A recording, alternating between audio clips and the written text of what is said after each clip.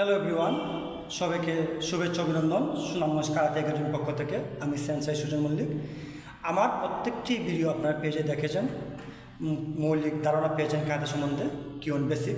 এখন আমরা সম্পূর্ণকে নিয়ে একটি সমন্বয়কারী টেকনিক তৈরি করব, যেটাকে আমরা জাপানি ভাষায় কুমিতে বলি, ইংলিশে বলি ফাইট, বাংলা হচ্ছে মুখোমুখি যুদ্ধ।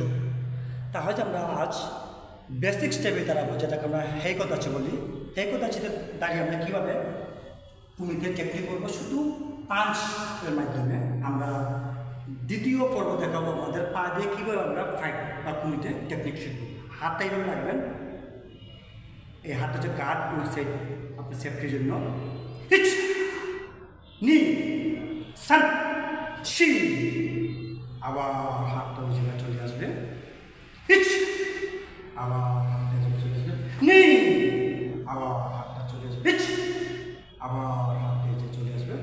এখন হবে double punch, weak side point, এই তুতনি, হিচ নি সান, আবার পাঞ্চ, হিচ নি সান শি, হিচ নি সান শি।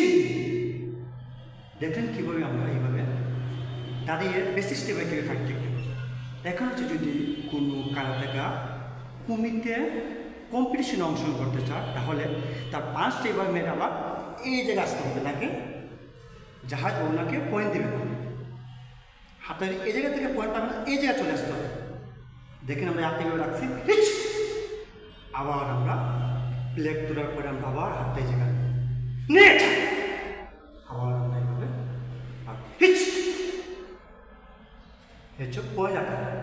আর বাস্তব সেলফ ডিফেন্স ক্ষেত্রে হাতটা হিচা নেট, হিচ নি হিচ সান, হিচ নি সান শি, হিচ হিচ নি হিচ হিচ হিচ হিচ হিচ।